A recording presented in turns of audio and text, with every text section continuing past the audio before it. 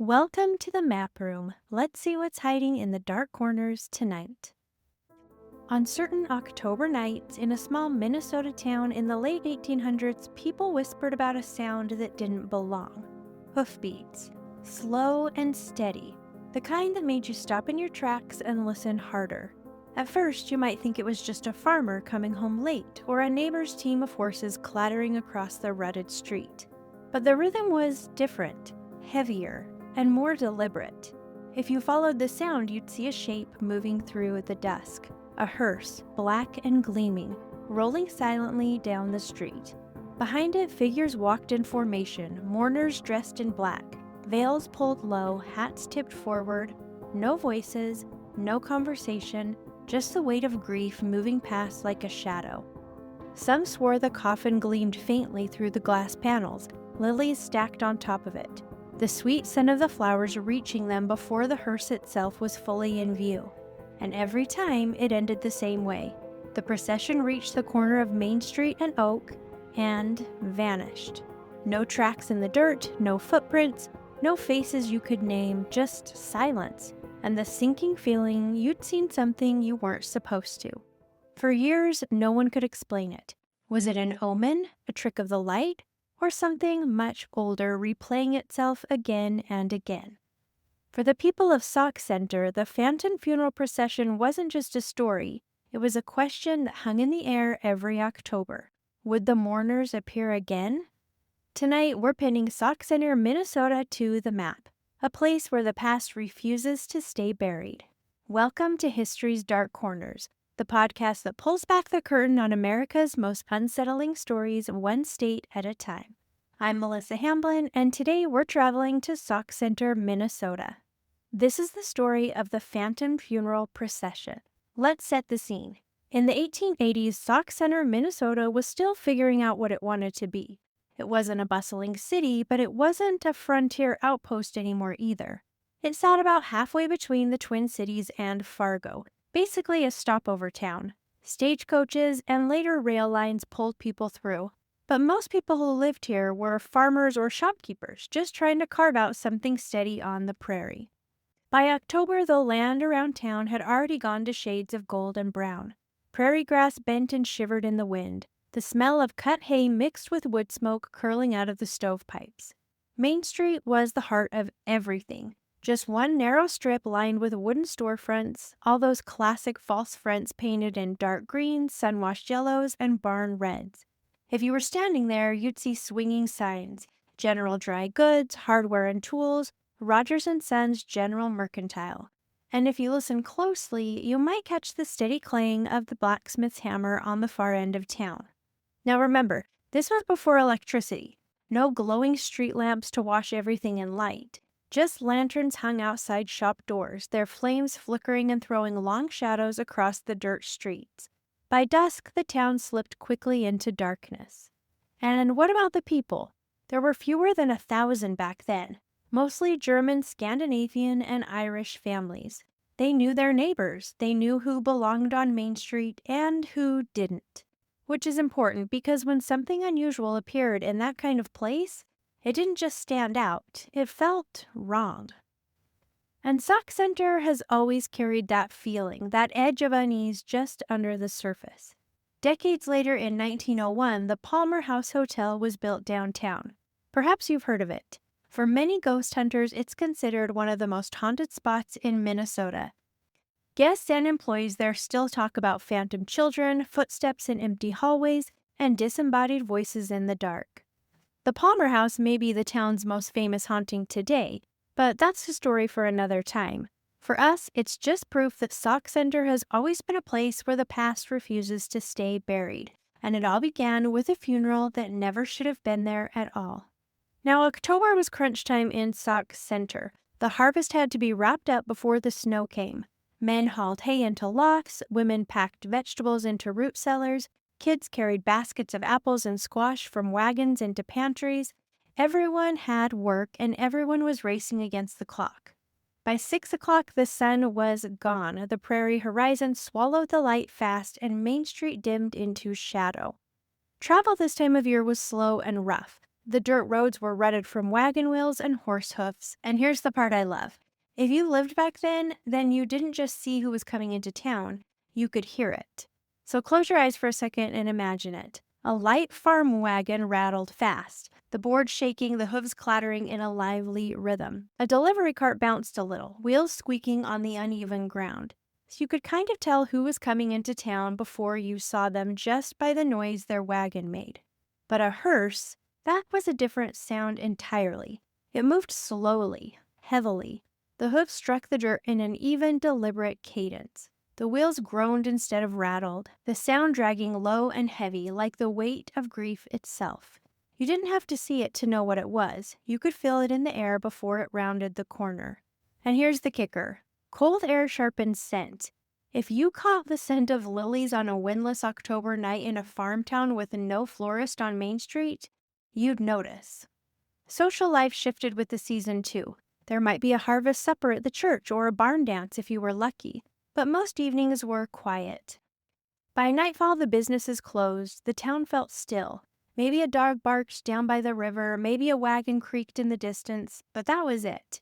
Which meant anything unusual, any sound, any figure stood out like a shout in church. And remember, no electricity. At night, Sauk Centre was dark. You got around by lantern or by the silver glow of the moon. Shadows swallowed whole sections of the street, and when you live in that kind of darkness, your mind, it starts to fill in the gaps.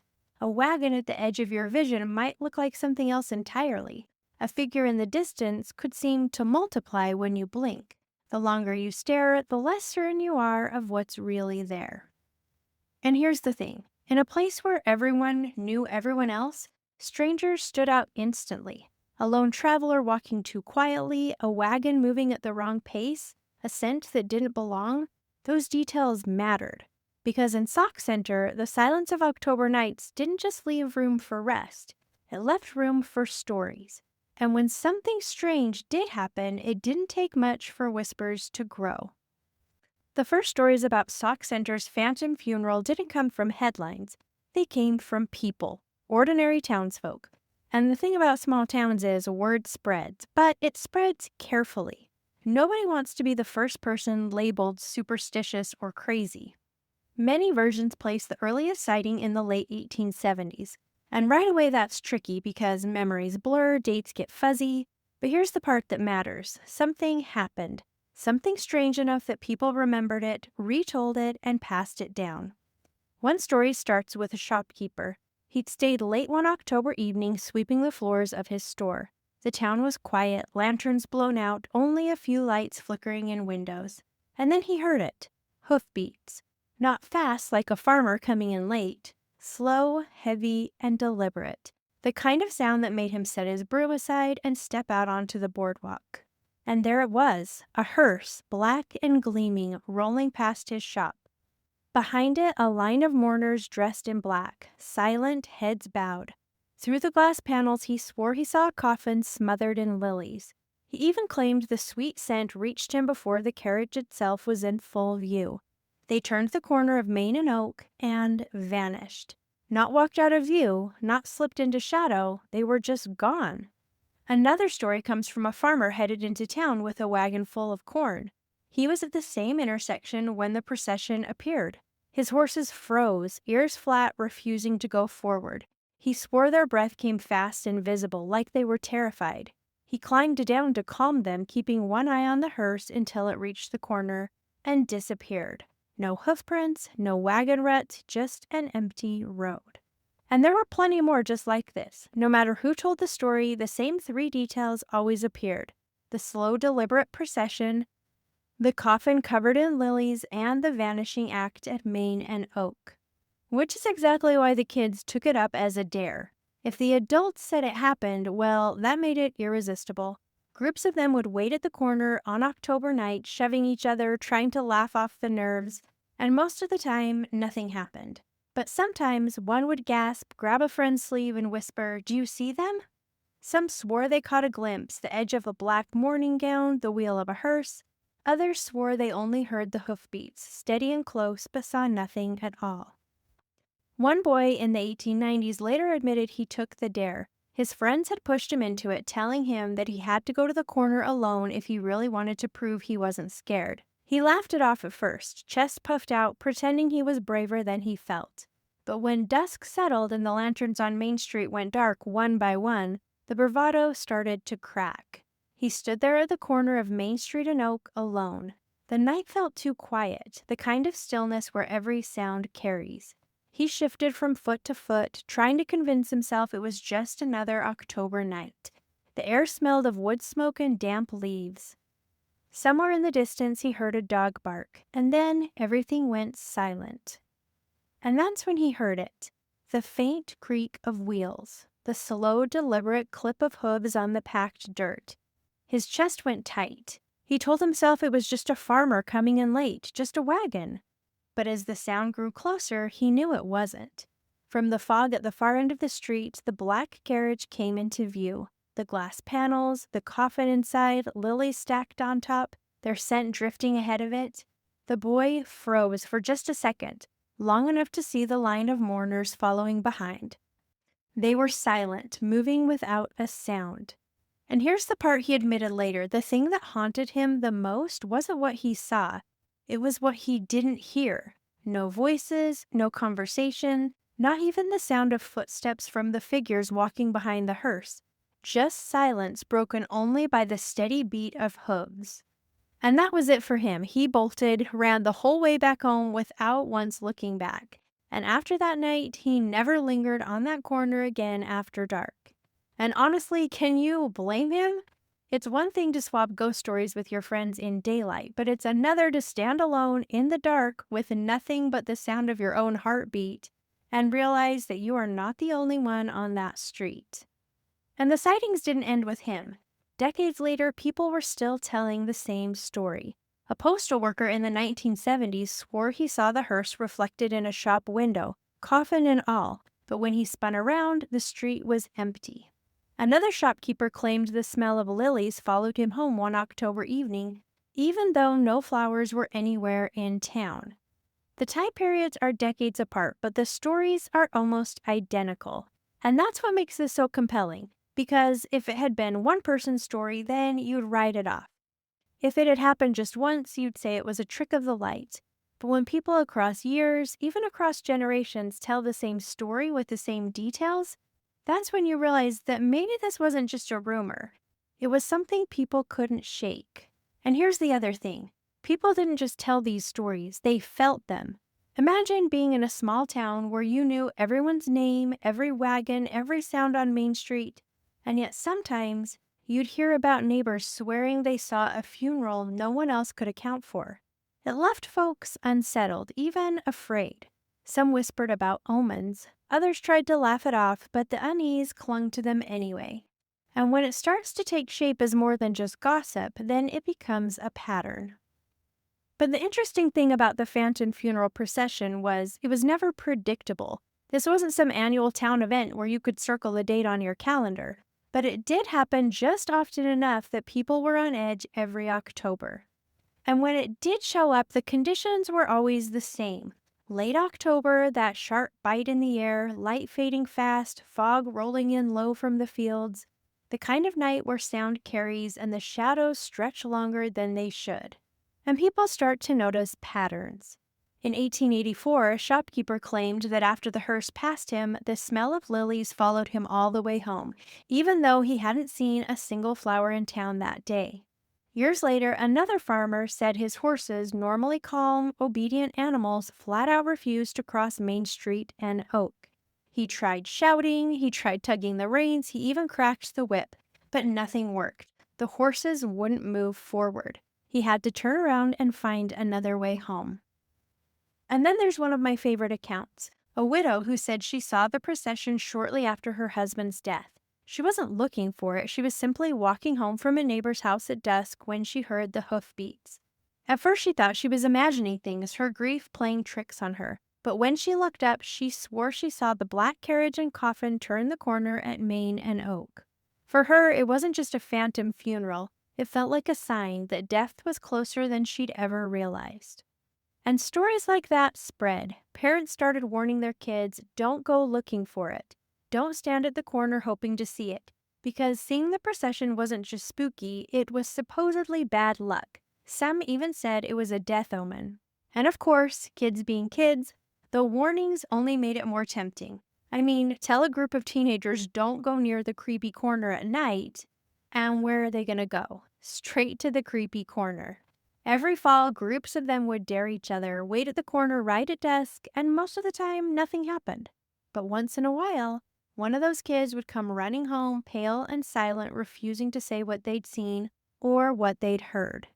Now here's what's interesting. This never turned into mass hysteria. It wasn't like the whole town was out every October waiting for it.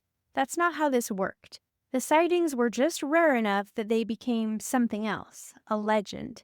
But it's the kind of thing that sticks, because once you know there's a small chance, you might see something, your brain can't help but listen harder, watch closer. Every echo of hoofbeats, every shadow in the fog, suddenly you're wondering if this is it.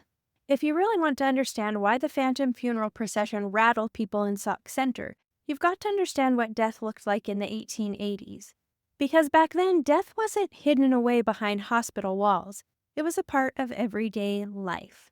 When someone died, the body almost never left the home until burial. The family parlor, the same room where you'd normally sit for tea or conversation, was transformed into a funeral space. Curtains were drawn, candles were lit, the faint smell of wax and flowers hung in the air. Mirrors were always covered in black cloth because people believed the soul of the deceased could get trapped in the glass if it wasn't hidden.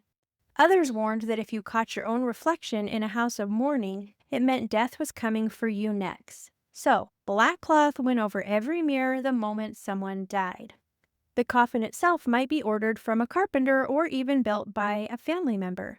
Undertakers were just starting to appear in rural Minnesota, and embalming wasn't a guarantee. Most burials happened quickly. Mourning wasn't just emotional, it was public. There were rules. A widow, for example, was expected to wear black for 2 full years. The first stage was deep mourning with heavy black fabrics and thick veils that hid the face. After a year, she could shift into half mourning, which allowed muted shades of gray or lavender, still somber, but a visible signal to the community that she was slowly rejoining society. A widower's mourning was shorter, usually just a black armband or crepe band around the hat for a few months. But people noticed. And honestly, I have to laugh at how lopsided that feels. Women were expected to grieve their dead husbands in public for years, while men could signal their mourning after their wife's death with a strip of cloth for a few weeks and move on. Not exactly fair, but that was the custom. And these customs weren't optional, they were social obligations. Everyone in town could see who was grieving and how long it had been. Even fashion carried grief. Jet jewelry, which was a glossy black stone, was very popular during mourning, or people would even carry pieces of jewelry that had their loved one's hair embedded into it, which was often worn as a brooch or a ring. Families literally carried their loss on their bodies. Death photography was another practice. Families would pose with the deceased, sometimes propped up as if they were still alive, sometimes they were lying peacefully. But these weren't morbid curiosities. Often they were the only image a family would ever have of their loved one. And children's funerals were different altogether. They usually had white coffins, and flowers like lilies were chosen to symbolize innocence and purity. And the funeral procession itself, this was a major event. It began at the home, the coffin was carried out to the hearse. The hearse led the way through town, and behind it the mourners walked in silence or followed in wagons. When a funeral passed down Main Street, shops closed, people stepped outside, they removed their hats, and they bowed their heads to show respect. Death wasn't private, it was communal, and everyone bore witness. Which is exactly why the phantom procession hit so hard.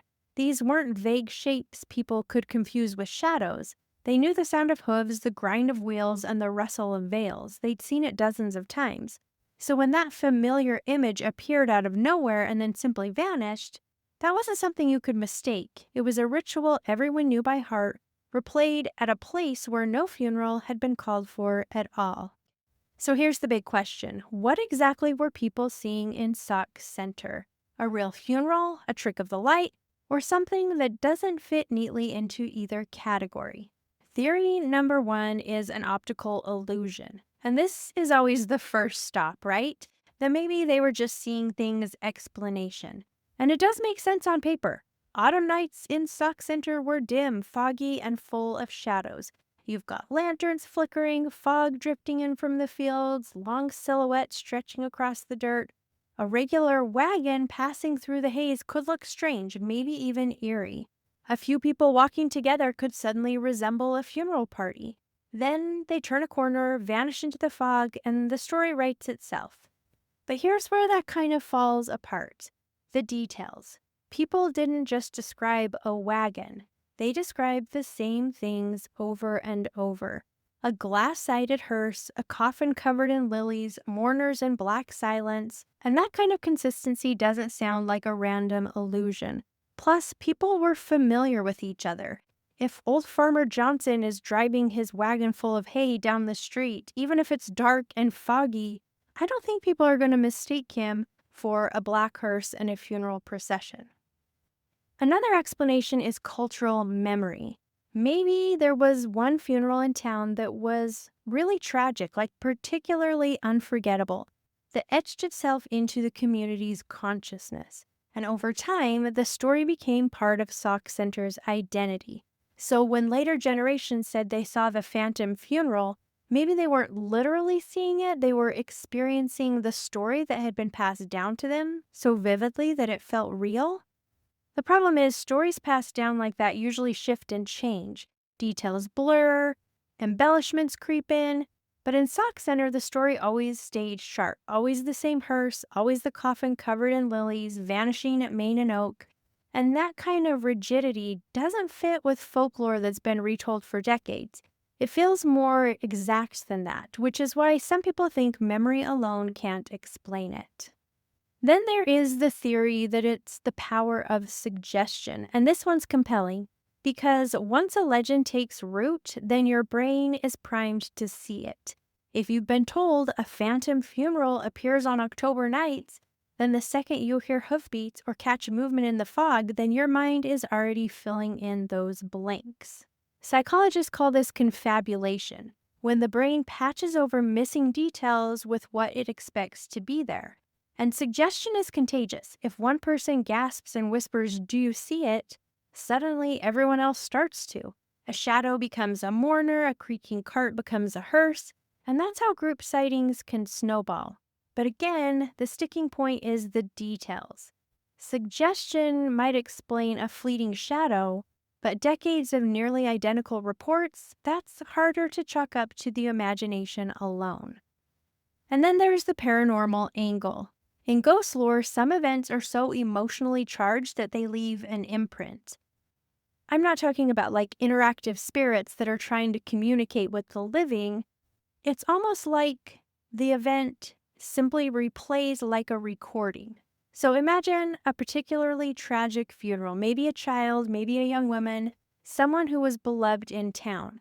And the grief of that day was so heavy, so raw, that it etched itself into the very streets of Sauk Centre.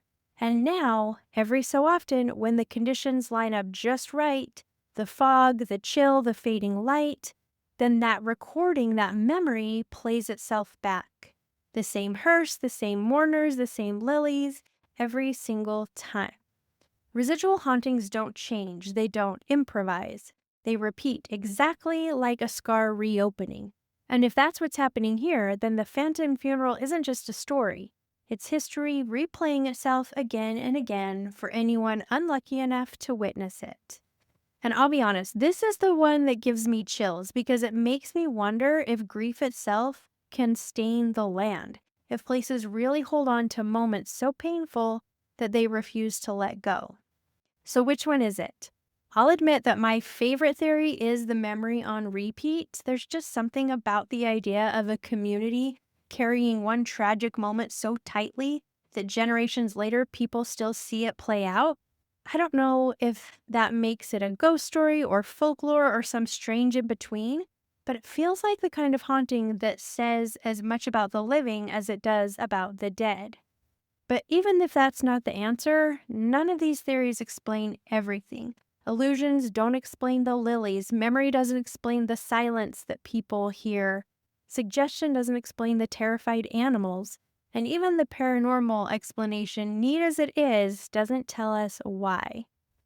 And here's where things get even more interesting, because the phantom funeral procession in Sauk Centre is not unique. Stories like this show up all over the world. Different countries, different centuries, different cultures, which begs the question, are these shared human fears or shared human experiences? Take Ireland. For centuries, people were told stories of the Couche de Boyer, the silent coach, a spectral carriage drawn by black horses gliding through the night. The driver was always faceless, the coach glowing faintly as though lit from within. And if it stopped outside your house, then that was it. Someone inside was marked for death. Some villagers swore they saw mourners in outdated clothing. Others claimed they even heard their own names whispered as it passed. And honestly, can you imagine that? Standing in the dark, hearing your name spoken from a phantom coach? Nope. I'd be gone. You'd never see me again. England has its own version. In some villages, people swore they saw mourners walking down the lich paths. The lich paths were stone pathways that led to churchyards. The processions always looked old-fashioned, the clothing decades out of date, and just like Sauk Centre, they'd vanish right before reaching the churchyard gate. And it's not just Europe. Right here in the U.S., in Prairie du Rocher, Illinois, there's a famous case. On July 4th, 1889, Independence Day, two women were leaving a party and they saw lanterns bobbing down the road. At first, it looked like fireflies, just pinpricks of light in the dark. But as they drew closer, the lights resolved into wagons, dozens of them, a full funeral procession, with a priest in white leading the way. They stood frozen as it passed, wagon after wagon, wheels creaking, lanterns swaying. But when the last one rolled by and they turned to look back, the road was empty. No lanterns, no wagons, no sound, nothing. Even in Appalachia, people whispered about death marches, lines of mourners seen walking silently towards cemeteries. And this part gives me the chills. Witnesses often recognize the faces. They were neighbors, friends, family members, people who were still alive. But within a year, every one of them would be buried. The death march wasn't just a haunting, it was a preview of the future. And closer to Sauk Centre's immigrant roots, Scandinavian folklore describes something called the var de jour, a ghostly double that appears before the real event happens. Footsteps heard before someone actually arrives, a shape seen before the person themselves enters. To a Norwegian family in Sauk Centre, the phantom funeral might not have been a haunting at all, but a spectral warning of a death that hadn't happened yet. What's fascinating is how consistent the bones of these legends are. The slow, deliberate movement, the outdated clothing, the vanishing act at a predictable point. Different continents, different centuries, but kind of the same story. But here's the difference. In most places, these phantom processions come with a clear meaning. In Ireland, it's an omen of death. In Appalachia, it's a glimpse of the future. In England, it's a rehearsal for a funeral yet to come. They're warnings, signs, and omens, but in Sauk Centre, no one could ever agree on what it meant. Was it replaying a real funeral, or was it a warning of one to come? Or was it just grief echoing down Main Street with no message at all? And that uncertainty might be the eeriest part of the whole thing, because a warning you can understand, at least you can prepare for it. But a message with no meaning? That's the kind of thing that leaves you lying awake at night, staring at the ceiling, listening for hoofbeats in the dark. By the early 1900s, something started to shift. The sightings tapered off. Part of it was simple progress. Horse-drawn hearses gave way to automobiles. Oil lanterns gave way to electric light. Main Street wasn't swallowed by darkness anymore. It glowed under steady street lights. That eerie silence, that emptiness, the conditions that had made the phantom funeral feel so unsettling, they were kind of disappearing. And funerals themselves were changing. They became less public and more private. No more whole towns stopping to watch a procession roll by. No more glass-sided carriages where everyone could see the coffin. Death was retreating behind closed doors, tucked into funeral parlors instead of family parlors. The rituals that once made grief so visible faded. And some people said that's why the phantom funeral stopped appearing. It didn't have a place anymore. The world it belonged to was gone. Others believe it wasn't about the setting at all. They thought the sightings were tied to the people themselves. The original generation who had seen the procession passed away, and with them went the memory. Without witnesses, without believers, the phantom no longer had the power to appear. But here's the thing. Not everyone agrees that it's gone. Remember that sighting from the 1970s I mentioned earlier, the postal worker who caught the hearse reflected in a shop window, only to find the street itself completely empty? That's exactly the kind of story people point to when they say the procession didn't disappear. It just grew quieter, more selective, showing itself only to a few. And other stories told quietly, carefully, keep the legend alive. Like the store owner who recently swore the smell of lilies hit him like a wave one October evening when he was locking up. He checked the sidewalks, the alleys, even his own storeroom, but there was nothing, no flowers anywhere on Main Street. Even today, tourists sometimes mention faint hoofbeats on quiet autumn nights. The ghost tours in Sauk Centre usually focus on the more famous Palmer House Hotel, so the phantom funeral is treated more like a footnote, a faded whisper. The legends don't die just because they stop making headlines. They linger, quiet, and waiting. Because here's the thing about Sauk Centre. The corner of Main and Oak is still there. The streets are still quiet on October nights, and every so often someone walking alone feels it. That chill, that stillness, that sudden sense that they're not alone. And maybe that's all it takes for the procession to return. No warning, no build-up, just slow hoofbeats echoing off the pavement. A glimpse of a carriage in the corner of your eye, the faint scent of lilies in the cold night air. And if I'm being honest, this is the kind of story that gets under my skin. Because it's not flashy, it's not violent, it's not even threatening, it's just there. A quiet reminder that grief leaves a mark. And maybe the land remembers what we try so hard to forget. And it kind of makes me wonder, would I be brave enough to wait at that corner on an October night?